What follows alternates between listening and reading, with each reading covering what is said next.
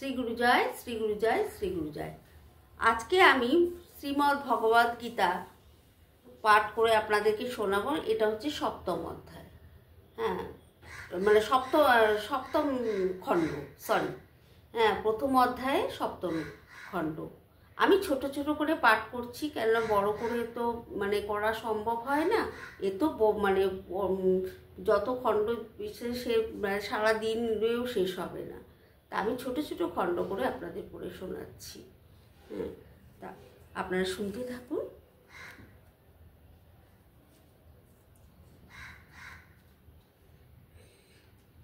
অনুবাদ। সেই সময় পাণ্ডুপুত্র অর্জুন হনুমান চিহ্নিত পতাকা শোভিত রথে অধিষ্ঠিত হয়ে তার ধনুক তুলে নিয়ে স্বর নিক্ষেপ করতে প্রস্তুত হলেন। হে মহারাজ, ধৃতরাষ্ট্রের পুত্রদের সমরসজ্জায় বিনস্ত দেখে অর্জুন তখন শ্রীকৃষ্ণকে এই কথাগুলি বলিলেন। তাৎপর্য: কুরুক্ষেত্র যুদ্ধের শুরুতেই আমরা দেখতে পাই পাণ্ডবদের অপ্রত্যাশিত সৈন্যসজ্জা দেখে ধৃতরাষ্ট্রের পুত্রদের হৃদকম্প শুরু হয়ে গেছে, মানে ভয় পেয়ে গিয়েছে। পরমেশ্বর ভগবান শ্রীকৃষ্ণ স্বয়ং কুরুক্ষেত্রের যুদ্ধে উপস্থিত থেকে পাণ্ডবদের পরিচালিত করছিলেন। তাই কৌরবদের এই হৃদকম্প হওয়াটা স্বাভাবিক। ও মানে যার সাথে ভগবান আছে আর তাদের সাথে তো ভগবান নেই, তাই জন্য শ্রীকৃষ্ণকে পাণ্ডবদের সাথে দেখে মানে কৌরব বংশ মানে ভয় পেয়ে গিয়েছেন।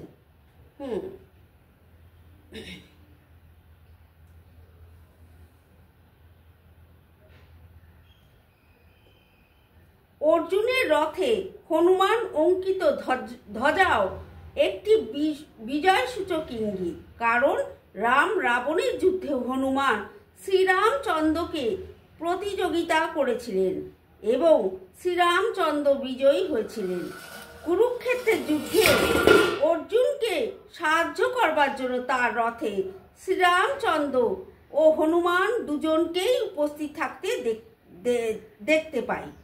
শ্রীকৃষ্ণই হচ্ছেন শ্রীরামচন্দ্র এবং যেখানে শ্রীরামচন্দ্র সেখানেই তার নিত্য সেবক ভক্ত হনুমান এবং নিত্য সঙ্গিনী সীতা লক্ষ্মী দেবী উপস্থিত থাকেন।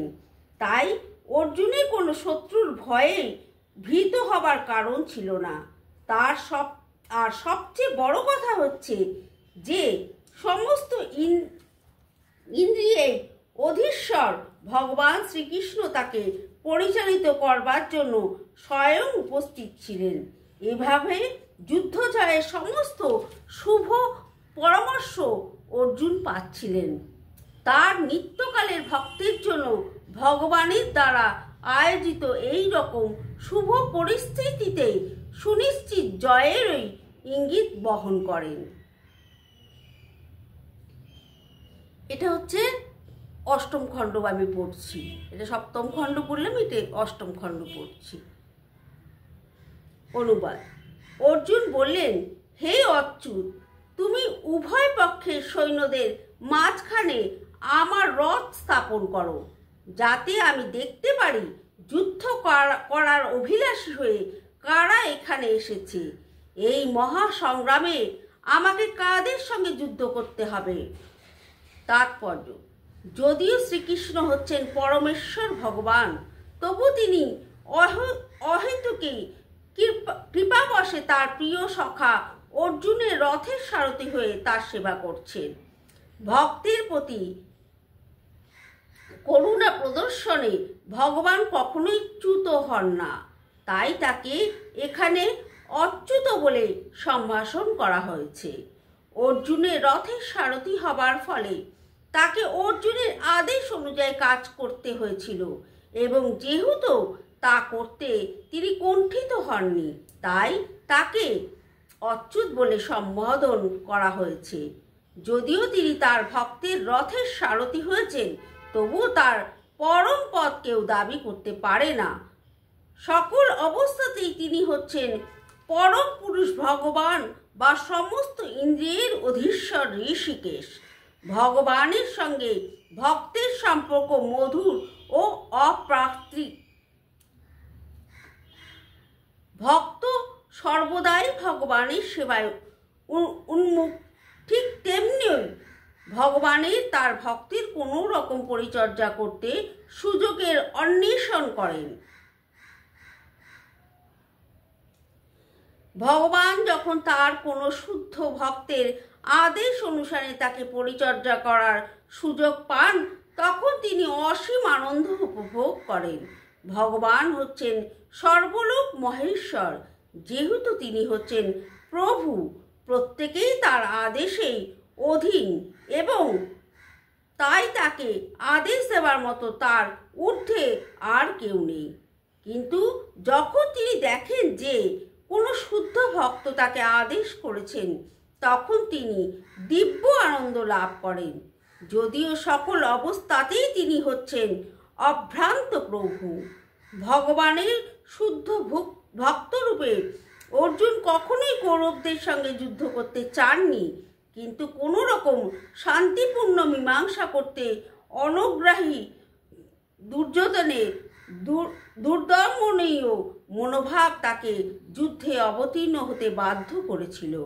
তাই তিনি যুদ্ধের আগে একবার দেখে নিতে চেয়েছিলেন তার বিপক্ষে যুদ্ধ করতে কে কে সেই রণাঙ্গনে উপস্থিত হয়েছিল। যদিও যুদ্ধক্ষেত্রে শান্তি স্থাপন করার কোনো প্রশ্নই ওঠে না, তবু যুদ্ধের আগে অর্জুনের একবার সকলকে দেখতে চেয়েছিলেন এবং তিনি দেখে নিতে চেয়েছিলেন সেই অন্যায় যুদ্ধে কৌরবেরা কতখানি উৎসাহী ছিল। অর্জুন শ্রীকৃষ্ণকে অনুরোধ করেন যে আমি একটু দেখতে চাই যে এই অন্যায় যুদ্ধে কে কে তাদের সাথী হয়েছে। শুধু একবার তাকে সে দেখতে চেয়েছিল। যখন উনি সবাইকে দেখতে, তো অ্যাকচুয়ালি তার মনেও একটু দুঃখও হয়েছিল যে এরা তো সবাই আমার নিজের। তো তারা উনি যুদ্ধে রাজি ছিলেন না। তো সেটা পরবর্তী সময় আমরা আরও জানতে পারবো এই শ্রীকৃষ্ণ অর্জুনের কথোপকথন, যে উনি যখন রাজি হননি তখন শ্রীকৃষ্ণ তাকে কি বলে কিভাবে রাজি করিয়েছিলেন, সেটা আমরা পরবর্তী সময় জানতে পারবো। তো যাই হোক, আজকে আমি এই অষ্টম খণ্ড অবধি পড়ে আপনাদেরকে শোনালাম।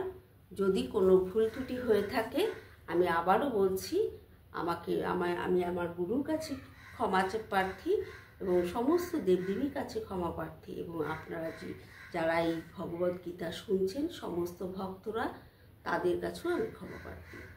কোনো ভুল হলে আমায় ক্ষমা করবেন। শ্রী গুরু জয়, শ্রী গুরু জয়।